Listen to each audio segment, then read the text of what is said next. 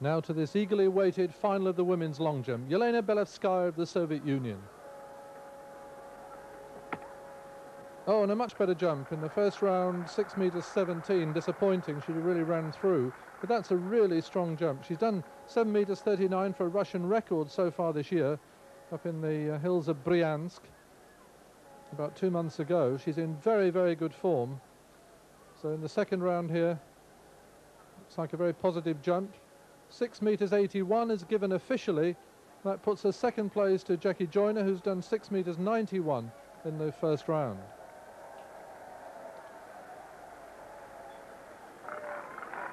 Jackie Joyner-Kersee, winner of the heptathlon, the joint world record holder at 7 meters 45 when she won the Pan American title a month ago. And conditions are not great for long jumping, but that was an excellent jump. Conditions are quite chilly. It's 19 degrees centigrade. The humidity 85%, which really means it's raining most of the time. The runway's cold and hard and probably not getting as much speed off the runway as they would have liked. But that's a terrific jump. Colossal height and a very grooved style. She jumps the same way every time, lands in almost the same place. Very disciplined and right on the edge of the board. Couldn't be more perfect. 7 meters 12, she extends her lead. And as she does so, the next to jump is Heike Drechsler, the reigning champion from 4 years ago, the joint world record holder with Jackie Joyner-Kersee at 7 meters 45.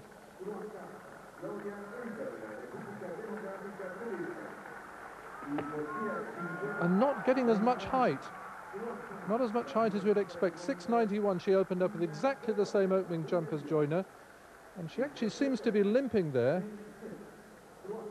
681 was her second jump. 691 her opening jump. And coming in here to 7 meters 03. If you watch her left ankle as she takes off, she's a grimace on her face and she seems to be in some pain as she lands. There's the foot, plenty to spare, and there's a little strapping on her ankle, but she's certainly limping slightly on her left leg. So 7 meters 03 moves her into second place, though, behind Jackie Joyner.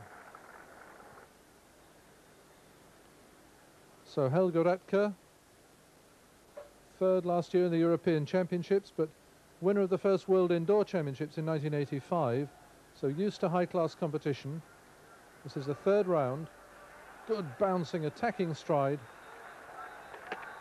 A well-measured run-up. She'd never had to look or check herself to hit the board. And that goes out to 7:01. But today, Jackie Joyner-Kersee seems to be in very fine form indeed. She did 7 meters 14 in the heptathlon, en route to her gold medal. And again, a wonderful takeoff.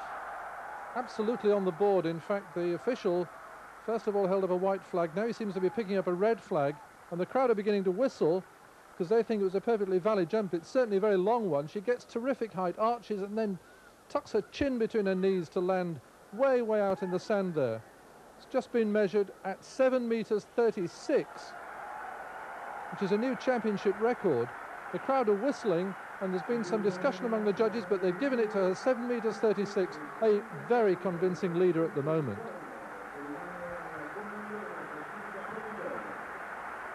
So how will Heike Drechsler respond?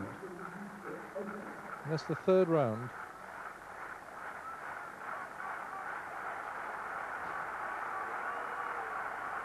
And that looked more like the Drechsler we're used to, but she's not on top form. There's no question. She looks stiff and awkward, and she's certainly limping on that left leg. I think this is probably her strongest reply. She extended slightly into that last stride, and she shoots as far as she can. I don't think it's going to be enough. There's a look of agony on her face as she takes off. That left ankle must be something wrong with it. Again, not getting as far on the board as Jackie Joyner. 7 meters 13. So she's still in second place. Now Yelena Belevskaya, a real talent, has a strange approach, lots of tiny little steps, and then suddenly moves into her action. Yes, it's a fine jump. In fact, it might well be challenging Drechsler. A few technical problems on the pictures. The rain has got into all the camera cables. But here goes Belevskaya. Great height, very good jumping, coached again with a school led by Igor Teravanesin, the chief national coach and one of the world's great long jumpers himself. They all jump the same, the women and the men. She jumps the same style as Emian. A safe jump out to, well, very close to Dreschler. Let's see. 7 meters 14 into second place by 1 centimeter. And this is the sort of pressure that Heike Dreschler could do without.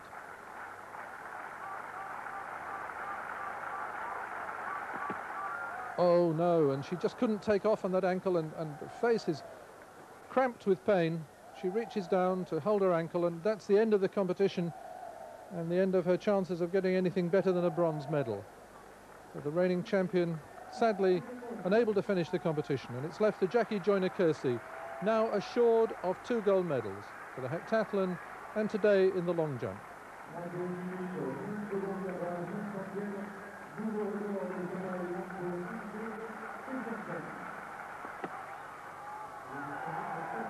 Another great jump, and the terrific thing about Jackie is that her run-up is the same every time. She lands the same place on the board, she takes off in exactly the same way, she reaches, she tucks, she stretches, and she lands in that deep squat.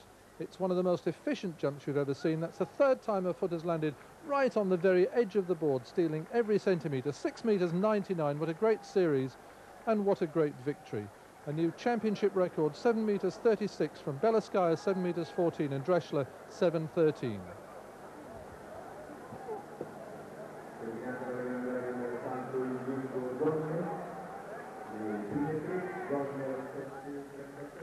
Two to go then, and Guji of Kenya leads. Buckner of Great Britain is second. Ignatov of Bulgaria is third. Riefel of Switzerland is fourth. Then it's Castro of Portugal fifth. Ovett of Great Britain sixth. Nelson of Canada seventh. John Tracy of Ireland in 8th place. The first 5 to qualify. I think Steve Ovett's just finding a little bit hard here. The pace has been on the whole way, and he's dropping off the pace a little bit. He's going to have to really get back in here. It doesn't look all that great if he's going to do it at this stage for the final. Yes, a very definite group of 5 now have broken away with this very impressive looking Kenyan. Jack Buckner, who had that marvellous run in Zurich, as the final chapter almost in his preparations for the World Championship. The European champion running extremely well in second place, but those doubts about Steve Ovett have to be raised again at this moment. The bell is approaching. Only 5 will definitely qualify, and there is a group of 5 which has left Steve Ovett some 20 meters adrift. And Guji, Buckner, Ignatov, Riefel and Castro at the bell. Well, I've been very impressed by Jack Buckner this year. He's certainly done it right.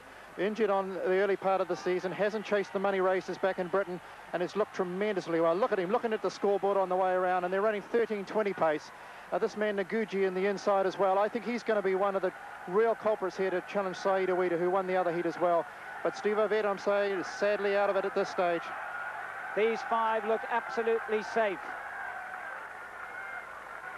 Just lapping one of the back markers there, John Ngugi, looking very impressive, this man. He could give Saeed Awita a real run for his money. Buckner in second place, Delise, I think I said Riffle a lap ago, Delise the Swiss in third, Ignatov fourth, Castro of Portugal fifth. And they're so far ahead of the others now that there isn't really a problem. Steve Ovett back in 7th place, and we'll be hoping that he can qualify as the fastest loser. He's picked up 1 place. So the definite 5 are Ngugi, Castro, Delise, Ignatov and Buckner. And Steve Ovett comes in next. So he's bound to be okay, because the winning time was 13:22. And John Ngugi, having won 2 World Cross Country Championships, must have a chance of a world title in the 5,000 metres if he can beat Awita. 13:22.68, a new championship record, and everyone down to Tracy qualifies.